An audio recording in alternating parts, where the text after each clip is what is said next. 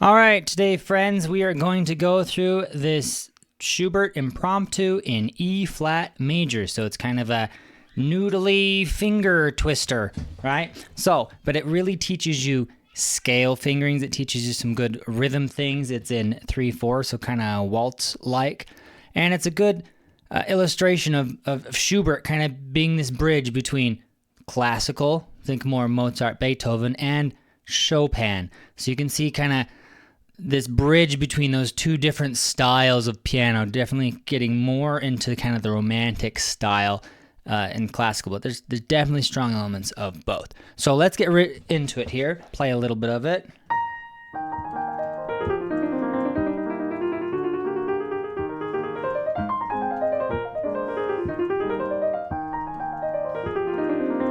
That thing, right? So, scale fingering. This is a good opportunity just to talk about scales. So we just got a straight up E flat scale. All the way to there, it's just plain old E flat scale. So the way I think about scales, and that you really need to master, is how these groupings work. So I think about scales, all scales in groups of 3 and 4. So, well, all 7-note scales, right? All your major scales. So you can break down any scale into groups of 3 and 4. So what I mean by that, if you take the beginning here, here's one group that includes the thumb. So this is the group of 4, this is the group of 3. Because really the trick about scales is navigating the thumb cross. Right there, and transitioning between thumb crosses seamlessly. Okay, so all scales. So if you take C major, group of 3, group of 4, I've organized it around my thumb crosses. All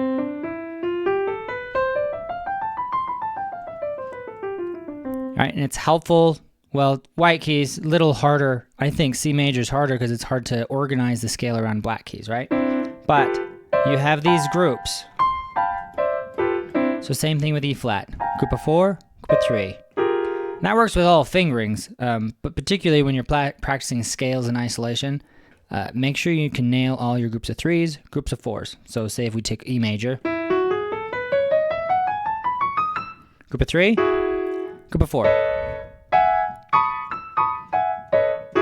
All right? So playing a fast scale is just a matter of,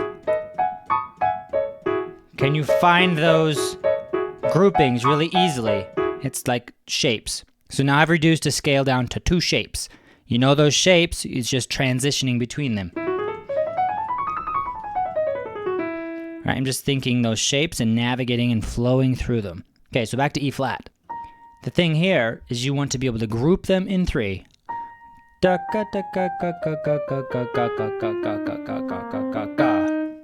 So what you don't want, and what I hear students, maybe they bring this to me the first time, there's no organization. It's just, I got to get through the notes as fast as possible.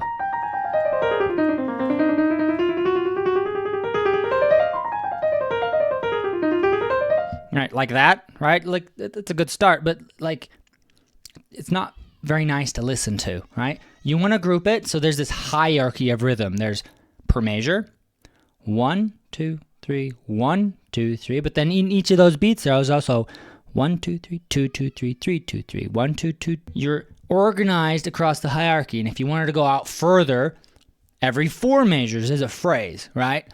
1, 2, 3, 4, 1, 2, 3, 4, and it starts over, right?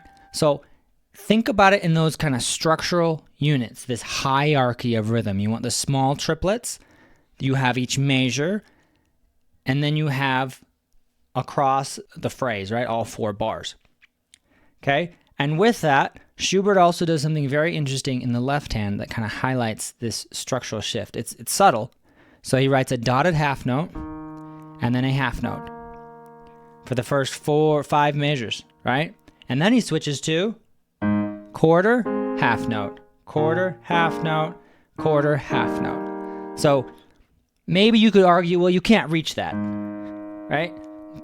But also there's another take that it's maybe a change of texture, a change of rhythm, because technically it's a quarter. He could have held the pedal down. But he wrote. So I think it kind of highlights the second half of the phrase. I don't know. Listen to it. So listen to those things. I want you to listen to Heirarchy of Rhythm and the articulation of the left hand.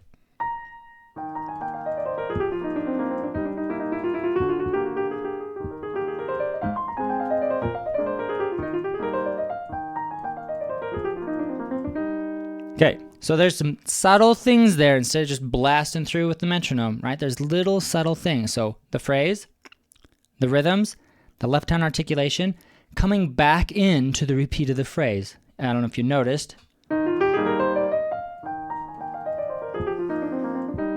You can do a nice little lift into the next measure, a little time, because it just feels really stressed if you just blast all the way through it. Right, that feels really stressful. So give it some space to breathe, expand, push if you want. Sometimes the tempo needs to push a little, which we'll see later. So let's keep going. We're up here now. Same.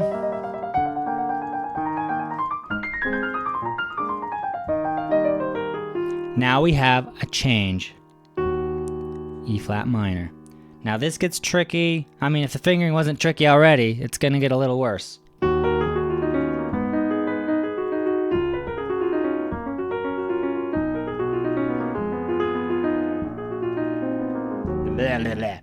Whatever. So, now you gotta hold a note while you're noodling. So it's like I have two hands. You've got to rest on the fifth finger while the rest of the hand is free. So you've got to let go and kind of rest your hand there while you play the rest of your fingers. So again, I think of two hands now. I have two hand in one. The fifth finger, and then the other fingers are relaxed and able to play the rest of the notes. 4, to get your thumb down there. That's the only way to do this. Thumb there.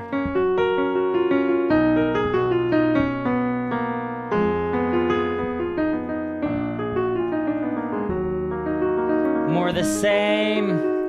Okay, here. Make sure it's ya da da da. That's the thing you want your audience to hear. Instead of ya da da da. So however you, I think again, kind of that two-hand thing.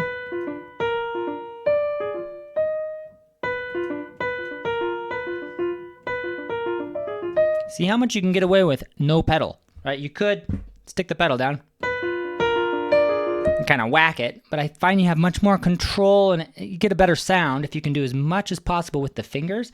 It'll be a lot more clear. Okay, same.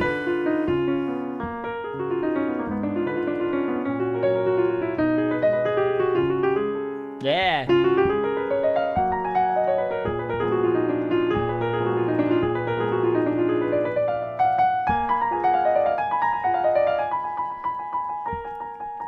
And back to the beginning. Okay, so let's talk about that. We have all these diminished chords.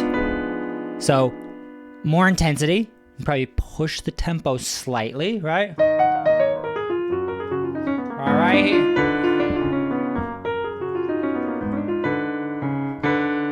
Da, da, da. Make sure you listen to that bass line there.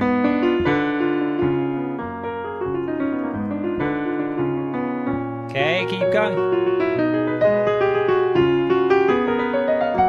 Okay, resolution. Oh, but back into the fire, right?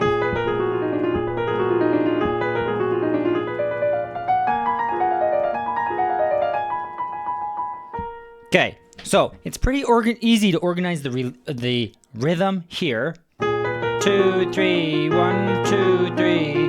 But then it tends to get lost. I hear lots of students. They lose the triplets there. Maybe they don't have the left hand to help them.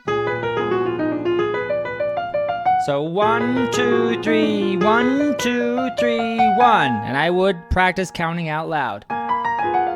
1, 2, 3, 1, 2, 3, 1, 2, 3, 1.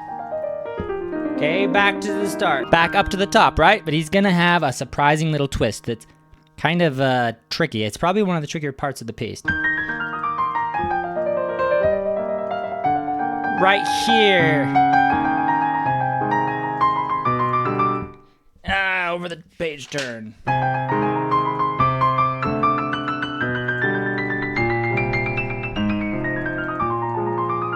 Okay, so let's walk through that a little bit. This is very kind of Bach, Beethoven-esque, right? This chord progression here. So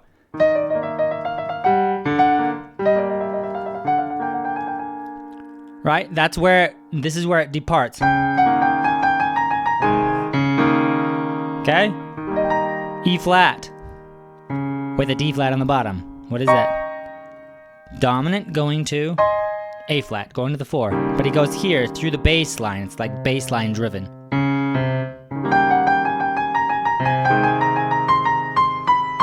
Then what? Same thing. He's going to take that C and make it the 7th of the chord. See that? D dominant to G. Same thing. He doesn't stay on the same note, but it's still kind of bass line driven. B flat is the 7th of the C chord. Now we're going to end on F. Now he can come back to E flat.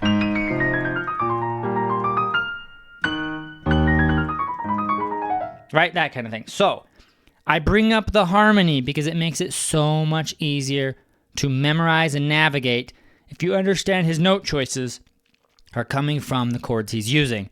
So, a lot of people trip this section up. So I would just be able to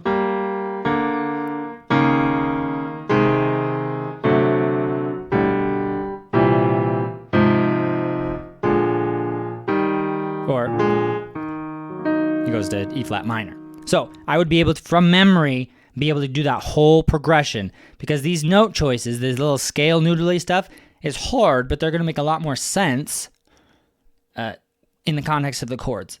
It doesn't necessarily make it any easier technically, but like memory-wise and knowing the note choices makes it a lot easier. So, right here.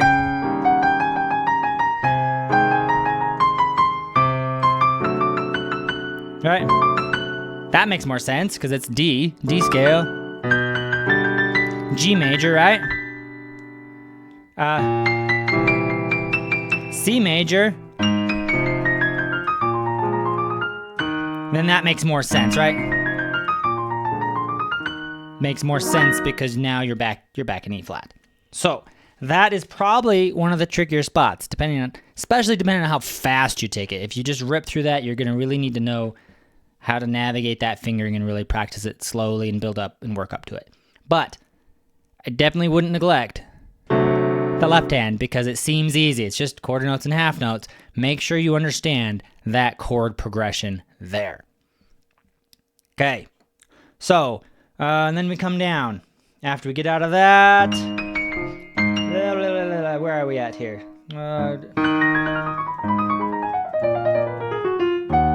Okay, that's a tricky leap.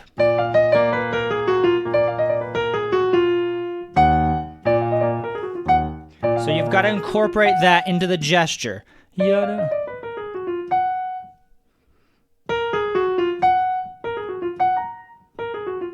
So I like to practice little chunks like that. Get that smooth because the temptation is just like, oh, I got this. And then I got this. But you need to bridge those two. The difficulty is in the transition between these two pieces.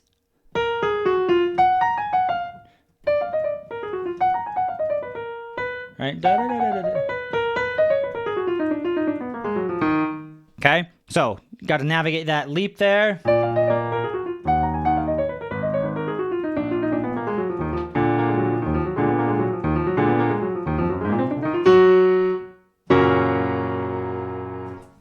Okay, so we're going to stop there. That's a good stopping point, and I'll have video 2 out soon.